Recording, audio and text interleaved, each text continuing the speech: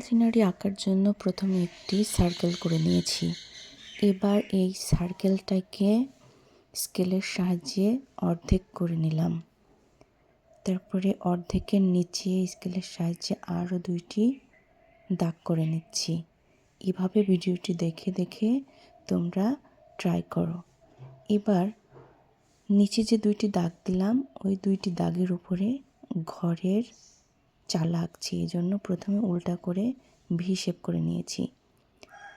ঘরের চালাটি সুন্দর করে একটি কমপ্লিট করে ফেলতেছি। এবার অপর পাশে যে আরেকটি চালা আছে সেই চালাটাকে ঘরে রূপান্তর করছি।